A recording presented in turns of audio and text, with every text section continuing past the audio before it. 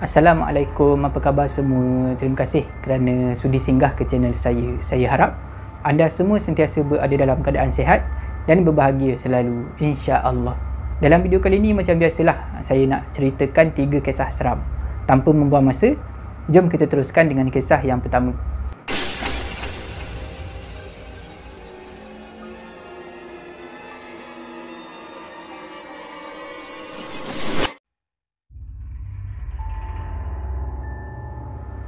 Selamat datang ke segmen Singgah Seram. Untuk kisah ni, saya akan gunakan nama samaran Susanti untuk memudahkan cerita. Susanti adalah orang Indonesia. Susanti ni bekerja sebagai seorang pembantu rumah. Dia bekerja dengan satu agensi lah. Agensi pembantu rumah. Jadi agensi ni lah yang akan menentukan siapa yang akan jadi majikan kepada Susanti. Perkara ni berlaku semasa Susanti bekerja di rumah majikan dia yang nombor 2. Maknanya sebelum ni Susanti dah pernah bekerja lah dengan majikan lain. Majikan Susanti yang nombor 2 ni, yang baru ni, adalah keluarga Melayu. Samalah dengan keluarga yang sebelum ni, majikan dia yang pertama. Sama juga, Melayu juga. Bila dah dapat keluarga Melayu macam tu, Susanti rasa lega. Sebab maklumlah, bila sebut Melayu ni, biasanya memang Islam lah. Jadi mudahlah Susanti nak solat, nak mengaji di rumah tu nanti. Macam tu lah fikir Susanti. Susanti masih lagi dapat ingat macam mana keadaan kali pertama dia sampai di rumah majikan yang nombor 2 ni. Masa mula-mula sampai dekat rumah majikan yang nombor 2 ni, masa tu dah pukul 6 lebih petang. Dah lewat lah, dah dekat nak masuk waktu maghrib. Sampai aja dekat rumah tu, majikan Susanti suruh Susanti letak semua barang-barang dia di ruang tamu. Semua beg Susanti, beg pakaian, beg galas, semua barang-barang Susanti. Kemudiannya, majikan Susanti ni dia orang geledah barang-barang Susanti. Sebelum tu saya nak bagi tahulah, keluarga majikan yang kedua ni terdiri daripada pasangan suami isteri dan seorang nenek yang dah tua. Nenek tua ni adalah mak kepada majikan dia lah. Jadi majikan Susanti pun mulalah menggeledah barang-barang Susanti. Semua barang-barang peribadi Susanti semuanya dia orang tengok. Tapi masa tu Susanti sebenarnya faham. Yelah, majikan dia ni baru ambil khidmat seorang pembantu rumah warga asing. Tak kenal lagi hati budi apa semua. Memang tak tahu apa-apa pasal Susanti. Susanti boleh terima lah perkara ni. Majikan Susanti ni sebenarnya dia orang nak periksa sama ada Susanti ada bawa barang-barang yang pelik ataupun tak ada. Barang-barang sihir ke, tangkal ke, dan barang-barang yang terlarang seperti dadah dan sebagainya. Tapi Susanti tak kisah pun sebab dia memang tak ada buat apa-apa salah. Jadi dia nak takut apa kan? Susanti ni adalah jenis orang yang sangat menjaga agama dia. Dia jaga ibadah dia, dia rajin solat yang wajib, yang sunat. Dia suka membaca Quran dan sebagainya. Bila dah selesai buat pemeriksaan tu, tuan rumah ni yang si isteri ni, Susanti panggil puan lah. Puan ni tunjuklah di mana bilik Susanti. Bilik Susanti terletak di bahagian belakang, dekat bahagian dapur, sebelah tandas lah. Bilik tu sebenarnya tak ada dalam rumah tu.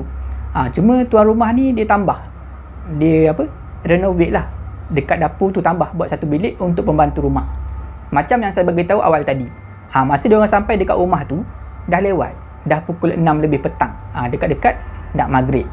Jadi Susanti ni dia bersedia nak solat lah, nak solat maghrib. Susanti pun tanyalah puan ni, puan, minta maaf puan, saya nak tanya, dekat mana puan simpan sejadah? Masa ni lah Susanti rasa pelik. Puan ni, tuan rumah yang isteri kepada tuan rumah ni, dia seolah-olah marah kepada Susanti. Dia mula merenung tajam dengan muka yang garang memandang ke arah Susanti. Lepas tu dia tanya, "Kau nak buat apa sejadah?" Dia tanya macam tu. Pelik kan? Kalau kita orang Melayu Islam biasa ni, memang kalau waktu maghrib cari sejadah, tak ada benda lain lah, nak solat lah kan. Ini tidak. Dia boleh tanya macam tu pada Susanti. Susanti rasa pelik pada masa tu. Tapi bila dah puan tanya, dia cakap lah, "Saya nak solat maghrib puan." Lepas tu puan ni cakap pada Susanti, "Kalau kau nak solat, kau ambil lah selimut dalam almari tu. Tapi kalau kau nak solat, kau solat dalam bilik ni. Jangan solat dekat luar." Tercengang Susanti masa tu. Kenapa puan ni marah dia, bercakap dengan nada yang sangat kasar. Majikan baru Susanti ni sangat berbeza dengan majikan lama dia. Masa Susanti bekerja dengan majikan lama dulu, tak macam ni. Majikan lama dia bagus. Jaga solat. Dia solat, kadang-kadang tu dia orang solat berjemaah di ruang tamu. Dia orang ajak Susanti sekali. Solat sama-sama. Tapi yang ni tak. Yang ni lain. Memang totally lain. Seolah-olah marah Susanti nak solat. Sampai dia cakap jangan solat dekat ruang tamu. Solat dalam bilik tu je. Jadi terpaksalah Susanti solat dalam bilik tu. Bilik yang kecil, yang sempit tu, setiap hari. Jadi bermulalah Susanti kerja dekat rumah tu. Pada mulanya Susanti tak dapat nak agak lagi apa yang sebenarnya yang tak kena dengan keluarga tuan rumah ni. Tapi lepas 2-3 hari dia masuk dalam rumah tu, dia dah dapat hidu, dah dapat tahu apa sebenarnya yang tak kena dengan rumah ni. Pada satu malam, masa tu dah pukul 12 lebih lah, orang semua dah tidur. Pintu bilik Susanti tiba-tiba diketuk. Susanti pun buka pintu bilik. Rupanya nenek tua yang ada dekat rumah tu yang ketuk pintu bilik dia. Susanti pun tanya, ya nenek nak apa? Nenek ni dia suruh Susanti ikut dia pergi ke belakang rumah. Susanti pun ikut keluar ikut pintu belakang. Masa tu Susanti perhati aja apa yang nenek ni buat. Dekat belakang rumah tu ada satu plastik, bungkusan plastik. Nenek ni duduk mencangkung, buka plastik tu, bungkusan plastik tu. Kemudiannya nenek tua ni dia keluarkan sesuatu daripada bungkusan plastik tu. Nenek ni dia keluarkan bangkai ayam daripada bungkusan plastik tu. Nampak sangatlah ayam tu dah mati. Nenek tu ambil bangkai ayam tu, kemudian dia kelar dekat bahagian leher ni. Keluar darah yang banyak daripada leher ayam tu. Masa itulah nenek ni suruh Susanti ambil ayam tu, kemudian pegang terbalik macam ni. Dia pegang bahagian kaki, kepala dekat bawah. Kemudian nenek tua ni dia bagilah satu mangkuk kepada Susanti. Dia suruh Susanti tadah semua darah yang keluar daripada leher ayam tu.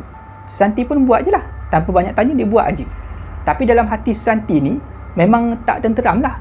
Dia tertanya, kenapa pula nenek ni suruh aku tadah darah ni, nak buat apa? Tapi Susanti tak tanyalah nenek ni, dia ikut je apa yang arahan nenek ni suruh buat. Bila dah selesai semua, nenek tu pun ambil lah mangkuk yang berisi darah ayam tu. Kemudian dia letak dekat atas meja makan. Susanti tak tahu apa yang nenek tua ni buat dengan bangkai ayam tu yang dah tak ada darah tu. Susanti basuh tangan, masuk dalam bilik dia tidur. Masa terus berjalan. Setelah beberapa hari tinggal dekat rumah majikan baru ni, Susanti dah boleh agak apa sebenarnya yang tak kena dengan keluarga ni, keluarga majikan dia ni. Bila sampai hari Minggu, Susanti tengok ramai sangat orang datang dekat rumah majikan baru dia ni. Semua orang ni datang berjumpa dengan nenek tua tu. Rupa-rupanya nenek tua ni adalah seorang dukun. Masa tu barulah terjawab segala teka-teki dalam kepala Susanti selama ni. Bila Susanti dah sedar yang sebenarnya nenek tua ni adalah seorang dukun, dia mula menerima gangguan di rumah tu. Gangguan pertama yang Susanti kena dekat rumah tu berlaku pada satu malam. Masa tu dah lewat lah, dah pukul 2-3 pagi. Susanti dah tidur masa tu. Sedang lena tidur tu, tiba-tiba Susanti terjaga. Susanti terdengar ada bunyi bising dekat dapur. Dengar bunyi macam ada orang tarik kerusi. Tarik kerusi, dan Susanti boleh dengar bunyi orang makan. Masa tu Susanti rasa nak tahu siapa yang buat bunyi bising ni. Jadi Susanti pun bukalah pintu bilik dia perlahan-lahan. Daripada celahan pintu tu, bukaan pintu tu, Susanti mengintai. Masa itulah Susanti terkejut. Susanti ternampak dekat meja dapur tu, meja makan dekat dapur tu, berdiri dua makhluk. Makhluk yang mempunyai lidah yang sangat panjang. Dua makhluk ni kelihatan sedang menjilat-jilat sesuatu dekat atas meja makan tu.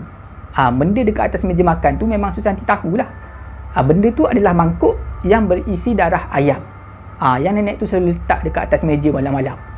Bila Susanti ternampak je lembaga tu, dia cepat-cepat tutup pintu bilik. Tutup pintu bilik, dia berbaring dekat atas katil dia. Dia mula membaca surah-surah yang dihafal. Itu adalah gangguan pertama yang Susanti alami dekat rumah tu. Semenjak gangguan pertama tu, memang banyak sangat Susanti diganggu.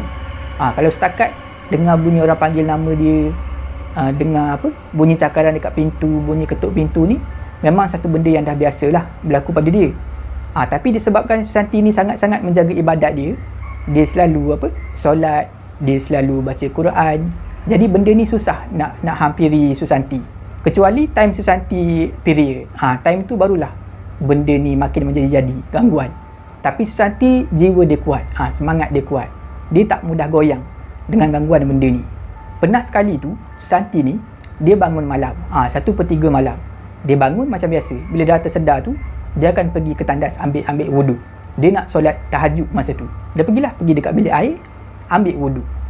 Keluar daripada bilik air tu, benda ni dah ada menunggu dia, betul-betul dekat luar pintu. Makhluk ni adalah makhluk yang berambut panjang. Rambut dia panjang sampai ke lantai. Mata makhluk ni bulat, terbuka luas, memandang ke arah Susanti. Benda ni seolah-olah tak sukalah Susanti nak ambil semayang, nak solat tahajud. Dia seolah-olah tak bagi Susanti beribadat. Bila nampak benda ni, Susanti berlari pergi dekat bilik dia, masuk dalam bilik dia. Tapi Susanti ni bagus. Walaupun dia diganggu macam tu, benda ni nampak sangat tak suka dia solat, tuan rumah tu sendiri pun tak suka dia solat, dia tetap jaga solat dia. Dia tak tinggal. Yang wajib, yang sunat, semua dia buat. Dia mengaji. Benda ni tak menjejaskan ibadah Susanti dekat rumah tu. Bila dah lama tinggal dekat rumah tu, Susanti ada perasan satu benda. Dekat bilik Susanti ni, tak pernah benda ni mewujudkan diri. Benda ni seolah-olah tak boleh menjelma dalam bilik Susanti. Sebabnya, dalam bilik tu, bilik yang kecil tu, Susanti banyak buat ibadat. Banyak solat dalam tu, banyak mengaji dalam tu. Sebab itulah benda ni tak boleh nak ganggu Susanti bila Susanti dah tidur dalam bilik tu. Maknanya setiap malam Susanti boleh tidur lah. Kalau setakat bunyi cakaran dekat pintu, bunyi ketukan tu memang tak heran. Susanti boleh tidur aja. Tapi secara jujurnya, Susanti cakap memang sangat-sangat tak selesa dan tak seronok lah hidup dengan keluarga majikan macam tu. Tapi nak buat macam mana kan? Dan nasib dia lah dapat majikan macam tu. Lama juga Susanti bekerja dengan majikan ni, lebih kurang 1.5 tahun. Selepas 1.5 tahun bekerja dekat rumah tu, timbullah satu isu bayaran gaji. Majikan ni, dia bayar gaji, tapi dia bayar tu tak sempurna. Banyak yang tak cukup. Sampailah akhirnya pihak agensi tahu pasal perkara ni. Jadi tamatlah perkhidmatan Susanti di rumah tu. Susanti pun diambil semula oleh agensi. Dapatlah majikan lain pula berkhidmat di rumah lain. Susanti rasa sangat-sangat bersyukur sebab dapat keluar daripada rumah tu, berkhidmat dengan keluarga yang lain pula. Itulah kisah yang diceritakan oleh Susanti, berlaku kepada dia semasa dia berkhidmat di rumah majikan yang nombor 2. Untuk kisah ni, saya akan gunakan nama samaran Bob untuk memudahkan cerita. Kisah yang akan saya ceritakan ni berkenaan dengan isteri Bob. Isteri Bob ni dah banyak kali mengadu pada Bob. Katanya tak sedap badan dia sakit-sakit, rasa lemau, tak larat apa semua. Jadi isteri Bob ni dia minta izin lah pada Bob. Katanya nak ambil perkhidmatan seorang tukang urut supaya datang ke rumah. Sebab dia tak naklah susahkan Bob keluar pergi hantar dia dekat rumah urut. Biarlah dia cari perkhidmatan tukang urut yang boleh datang ke rumah. Bob pun bersetujulah, bagilah keizinan kepada isteri dia. Jadi keesokan harinya pagi, Bob pergi kerja macam biasa. Masa tu memang isteri dah bagi tahulah dia akan call tukang urut tu datang ke rumah hari tu. Tak apalah, Bob izinkan. Bob pun pergi kerja. Pada petang harinya, bila Bob dah habis waktu kerja, Bob pun baliklah ke rumah. Balik ke rumah, bagi salam, melangkah masuk dalam rumah. Bila dah masuk tu, Bob terus pergi dekat bilik dia. Buka pintu bilik, tengok-tengok adalah seorang makcik ni sedang mengurut badan isteri dia. Bob bagi salam, senyum. Makcik ni pun balaslah salam, senyum dekat Bob. Isteri Bob pun sama, jawab salam Bob. Masa tu Bob tak nak kacau lah, tak nak ganggu lah makcik ni mengurut. Bob terus pergi dekat dapur, pergi makan nasi. Lepas dah selesai makan, dah kenyang, Bob baru teringat, aku tak solat asar lagi. Jadi Bob pun pergi dekat bilik air, ambil wuduk dan dia solat di bilik sebelah. Lepas dah selesai solat tu, barulah nampak makcik ni keluar daripada bilik. Dah selesai proses urut isteri dia. Lama jugalah makcik ni mengurut. Jadi masa tu makcik ni dah nak minta diri, dah nak balik. Bob pun pergilah hantar makcik ni ke depan pintu. Bob bersembang dengan makcik ni. Makcik mengurut ni, masa tu dia adalah tanya Bob, cik tak nak mengurut ke? Kalau cik nak mengurut, boleh. Sebab kami ada tukang urut lelaki. Saya boleh tolong uruskan, tolong aturkan kalau cik nak lah. Masa tu sebenarnya Bob memang berminat nak mengurut. Tapi memandangkan dia selalu sibuk, tak sempat, dia batalkanlah niat dia tu. Dia cakap dekat makcik ni, tak apalah makcik, mungkin lain kali lah, saya selalu sibuk. Jadi masa tu makcik ni dia bagilah nombor telefon dia pada Bob. Pada malam harinya, Bob bersembanglah dengan isteri dia dalam bilik. Bob tanyalah, macam mana makcik tadi mengurut? Okey ke tak? Masa tu isteri Bob ni banyak kali memuji makcik tu. Dia cakap memang best bang. Makcik ni mengurut memang best sangat, sedap sangat. Macam-macam isteri Bob puji makcik tu. Bob rasa happy lah. Berbaloi lah maknanya kalau bayar makcik ni, sebab isteri dia puji macam-macam. Maknanya memang bagus servis dia. Masa tu semuanya nampak okey. Nampak memang tak ada apa-apa yang tak kena lah. Tapi lebih kurang 2-3 hari lepas tu, isteri Bob ni mengadu lagi sakit badan. Dan katanya dia nak minta sekali lagi makcik yang mengurut tu datang ke rumah. Bob masa tu dia masih lagi tak fikir apa-apa yang pelik. Dia izinkan lah. Lepas tu isteri Bob pun call lah makcik mengurut tu suruh datang ke rumah. Bermula daripada situlah Bob mula perasan satu benda yang pelik. Isteri Bob ni makin lama makin kerap minta izin supaya nak call makcik mengurut tu datang ke rumah. Makin kerap isteri Bob ni sakit badan dan nak mengurut. Daripada 2-3 kali seminggu dah jadi 4-5 kali seminggu. Boleh kata hampir setiap hari isteri dia akan call makcik mengurut ni suruh datang ke rumah mengurut badan dia. Masa tu Bob dah mula rasa lain macam. Dah mula fikir yang pelik lah. Ini lain macam ni. Sebab kerap sangat makcik mengurut ni datang ke rumah mengurut isteri dia. Patutnya kalau yang normal mengurut sekali mungkin sebulan lepas tu barulah mengurut pula kan, repeat. Ini tidak. Hampir setiap hari isteri dia mengadu sakit badan. Dan yang peliknya, bila Bob nasihatkan isteri dia supaya minta khidmat tukang urut lain mengurut dia, dia seolah-olah marah. Isteri Bob ni seolah-olah marah kepada Bob. Katanya dia tak nak tukang urut lain. Nak makcik tu juga yang urutkan badan dia. Perkara ni berterusan berlaku sampailah satu hari. Satu hari ni Bob ajak isteri dia pergi bercuti di Langkawi. Memang dia orang dah plan lama lah nak pergi. Jadi dia orang berdua pun pergilah ke Langkawi. Memang Bob dah tempah awal-awal pakej percutian selama 4 hari 3 malam di Langkawi.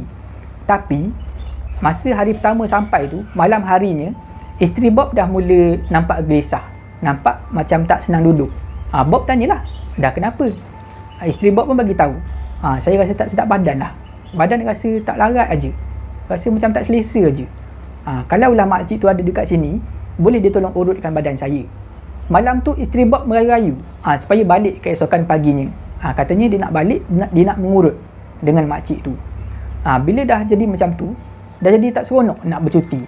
Jadi Bob ni terpaksalah ikut keinginan isteri dia. Keesokan pagi, dia orang terus balik semula ke rumah. Sampai je dekat rumah, isteri dia terus call makcik mengurut tu suruh datang ke rumah. Makcik ni pun datanglah ke rumah. Masa itulah Bob terperasan. Makcik mengurut ni biasanya kalau dia datang ke rumah Bob, dia mesra. Dia suka senyum, dia suka bersembang dengan Bob. Tapi kali ni makcik ni tak cakap apa-apa. Makcik ni nampak pelik.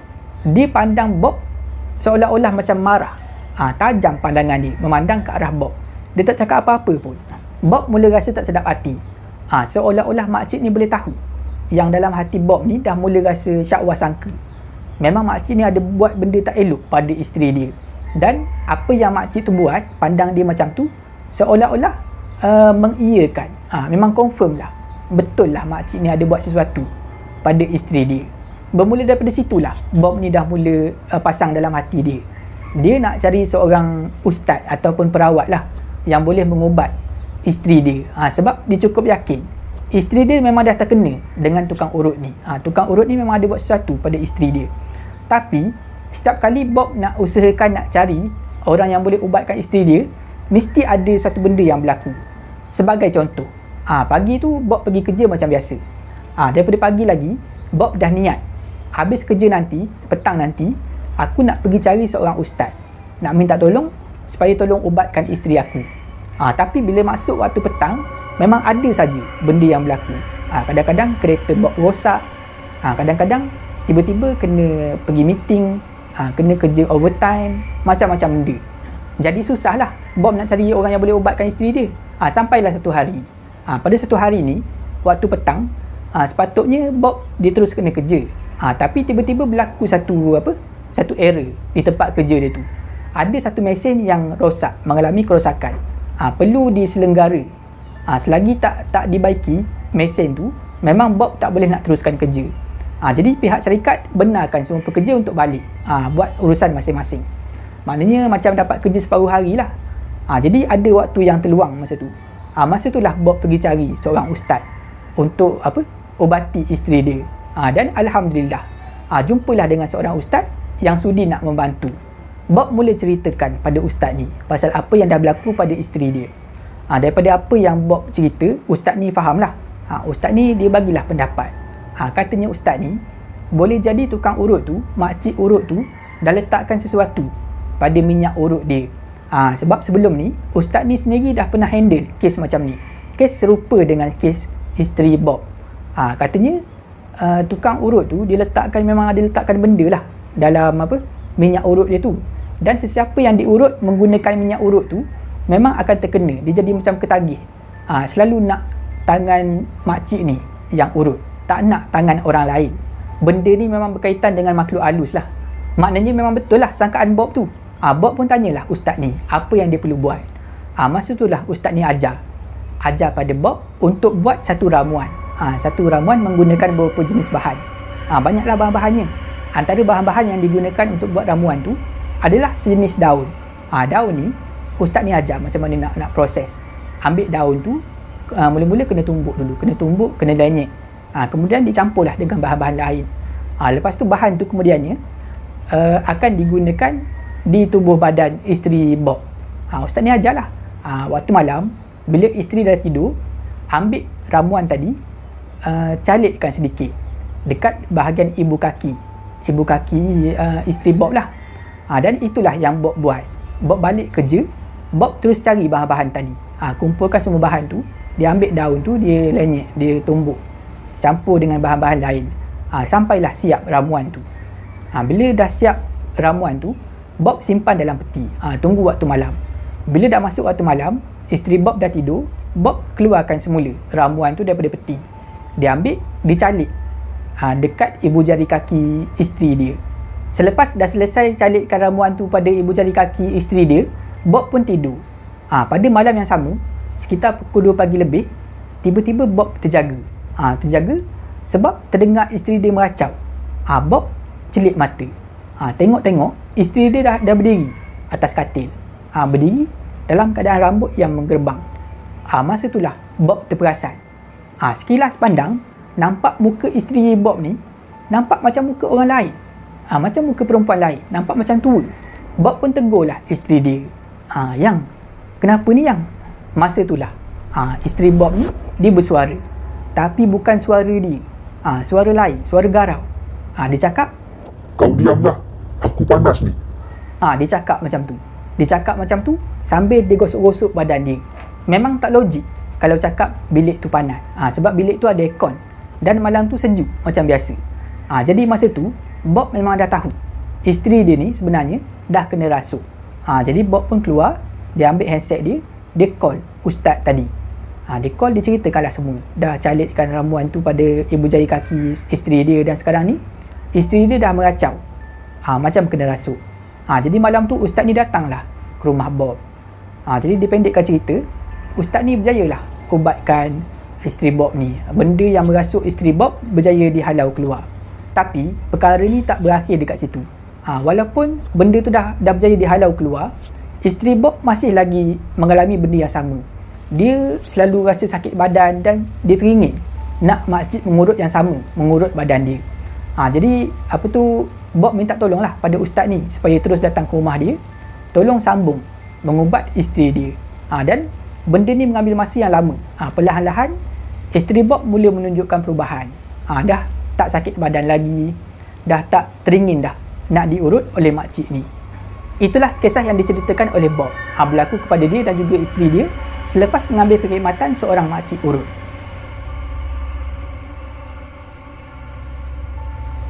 Untuk kisah ni, saya akan gunakan nama samaran Ina untuk memudahkan cerita. Perkara ni berlaku selepas Ina dapat satu mimpi.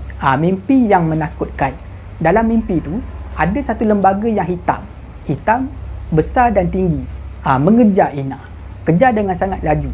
Ina pula masa tu memang berlari tak cukup tanah. Berlari laju sampailah dia terjatuh. Bila terjatuh tu, Ina pun tersedar daripada tidur dia.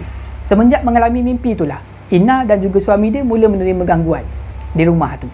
Peringkat permulaan, gangguannya berbentuk bunyi. Masa Ina dan juga suami dia nak tidur dalam bilik, seringkali diorang terdengar bunyi tapak kaki seperti ada orang berlari dalam rumah, dan bunyi tu sangat laju. Seolah-olah ada seseorang yang berlari laju di kawasan ruang tamu rumah dia. Tapi bila suami Ina bangun pergi tengok, memang tak ada apa-apa lah. Tak ada apa-apa pun dekat dalam rumah tu. Dan bunyi yang lain adalah bunyi pilih air dibuka. Bunyi orang mainkan paip air dalam tandas. Tapi bila suami Ina bangun pergi tengok, benda yang sama juga berlaku. Tak ada paip air yang dibuka.